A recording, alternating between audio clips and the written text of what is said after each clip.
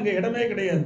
இங்கே எங்கள் கூட்டணியில் அங்கம் வைக்கின்ற கட்சிகள்லாம் ஒரே விவரம் தான் பார்க்குறோம். எங்கள் கட்சி அத்தனை பேரும் ஒரு முகமாகத்தான் பார்க்குறோம். அதனால் வந்து அனைத்து கட்சி எங்கள் 234 தொகுதிகளும் எங்களுடைய கூட்டணி கட்சியுடைய வேட்பாளர்கள் வெற்றி பெறுவார்கள். அதிமுக ஆட்சி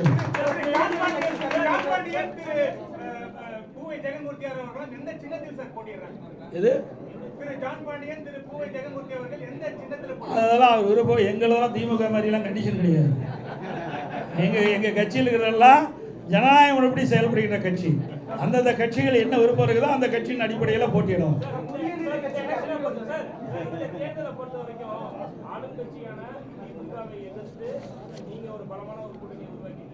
மற்றொரு புறம் வந்து தனித்து தாவேகா மற்றும் நாம் தமிழர் வந்து கலைகிறாங்க. இப்ப இந்த தேர்தல் மூலமாக வந்து இந்த எதிர்ப்பு ஓட்டுகள், அதிருப்தி ஓட்டுகள், அரசு மீதான அதிருப்தி ஓட்டுகள் வந்து பிரிவதற்கான வாய்ப்புகள் உள்ளதா வந்து சொல்லப்படுது. இது உங்களுக்கு எப்படி அது பாதகமா இருக்குமா சாதகமா இருக்கு? ஊடக நபருக்கும் பத்திரிகை நபருக்கும் சொல்லி தெரிய வேண்டிய அவசியமே இல்லை. பிரதான கட்சி அதிமுக கட்சி. எங்க கூட்டணியில் அங்கம் வைக்கின்ற கட்சிகள்லாம் வாக்கு வங்கி உள்ள கட்சிகள். நாங்கள்லாம் ஒன்றாக சேர்ந்திருக்கின்றோம்.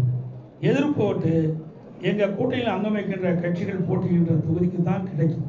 அதில் எந்த மாறுபட்ட கருத்து கிடையாது. ஏற்கனவே அனைத்து இந்திய அண்ணா திராவிட முன்னேற்ற கழக தலைமையில் இங்கே இருக்கிற கூட்டணிகள்லாம் அமைத்து போட்டிட்டு இருக்கிறோம்.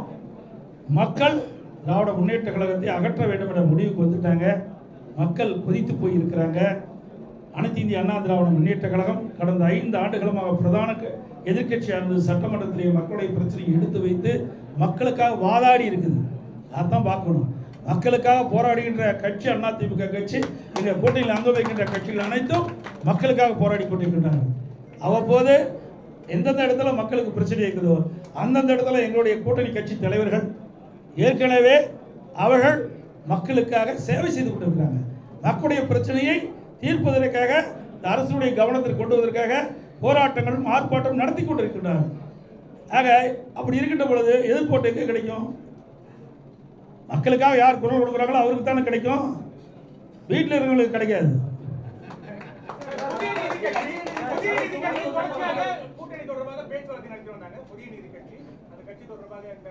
அதாவது அறிவிப்பு இல்லையெல்லாம் இருக்காதுங்க. எங்களுக்குள்ள பல இது இருக்குது. எங்களுக்குள்ள பேச்சுவார்த்தை இருக்குது. சில கட்சிகள் இருப்பாங்க, சில கட்சிகள் வைக்க மாட்டாங்க. போனதை கூட புதிய கட்சி எங்களோட வந்து இருந்து பணியாற்றினாங்க. அதனால் வந்து நீங்கள் இந்த கட்சியில் சீட்டு இல்லை, அந்த சீட்டு கட்சியெல்லாம் நினைக்காதீங்க. எங்கள் கூட்டில் அங்கம் வைக்கின்ற கட்சிகள் அனைத்துமே ஒருமித்த கருத்தோடு இருக்கின்ற கட்சிகள்.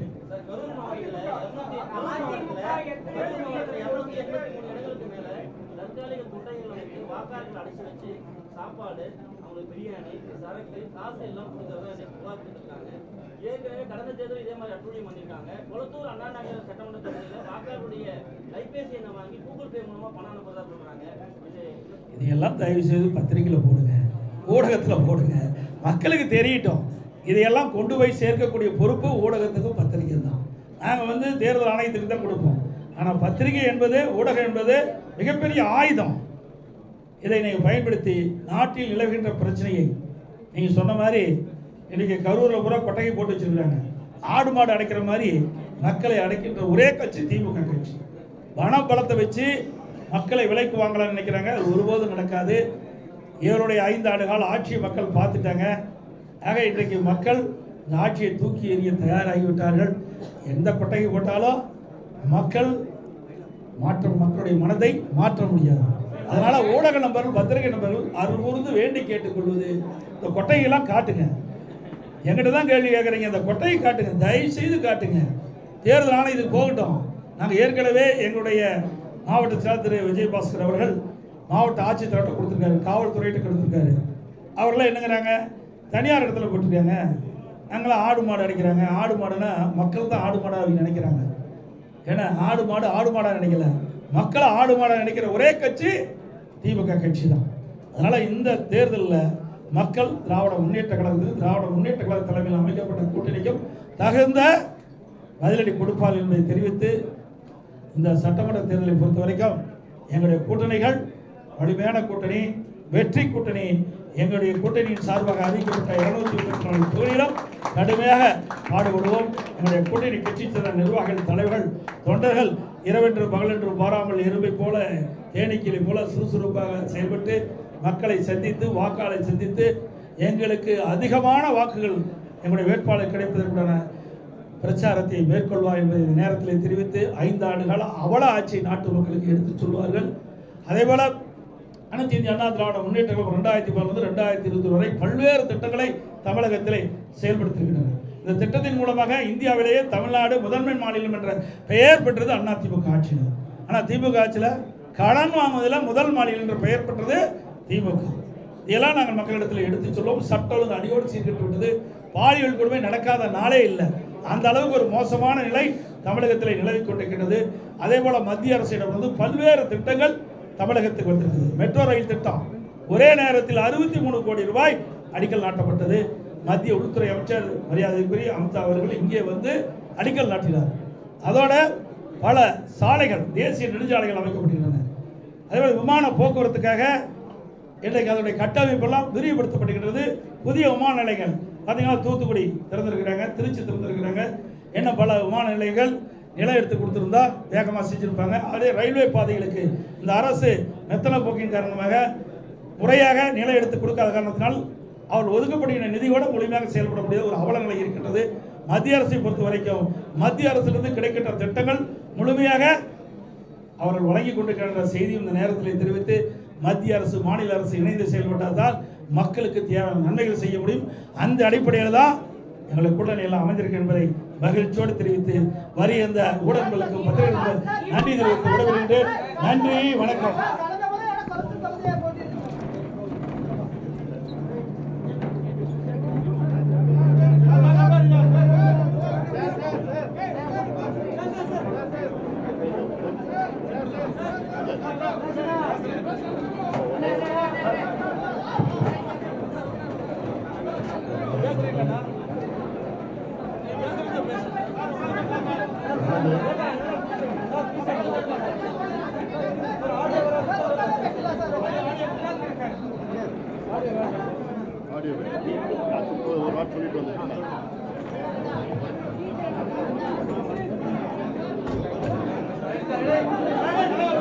ஊடக நண்பர்களுக்கு வணக்கம். ஊடக நண்பர்களுக்கு வணக்கம். எங்கள் கூட்டணி மெகா கூட்டணி. எங்கள் கூட்டணி சுமூகமான முறையிலே